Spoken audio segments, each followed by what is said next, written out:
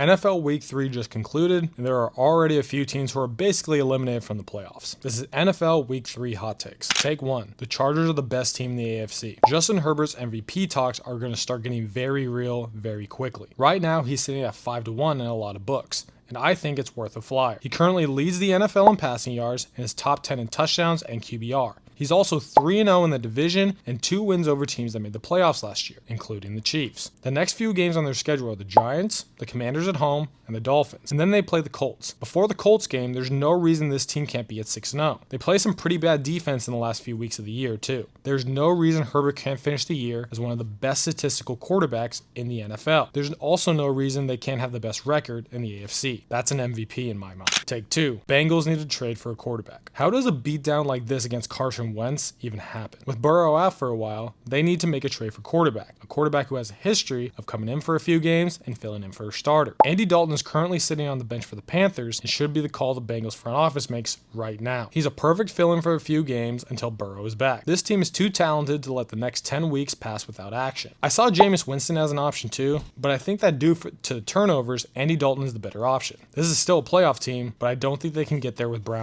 Before I give you my take on a quarterback who just collapsed, like this video. It tells me you enjoy my horrible sports takes as the year goes on. Take 3. CJ Stroud is not very good. Same old Ohio State quarterback, just not being able to play in the NFL. If I'm an NFL GM, I don't know how I could ever draft another Ohio State quarterback. It's amazing how they just never work out. CJ is bottom 10 in every statistical category this year, and that's coming off a year where last year everyone just kind of brushed it off as a sophomore slump, which I understand because those do happen, but he is consistently missing throws. He was last year, and he looks even worse this year. When a quarterback has more interceptions than touchdowns, it's cause for benching in my mind. I think I've seen nothing over the last 20 games or so that leads me to believe he can turn this around. It's crazy how the Bears might have actually gotten the right pick in picking Williams over Stroud. Let me know what I missed and what I got wrong, and follow me.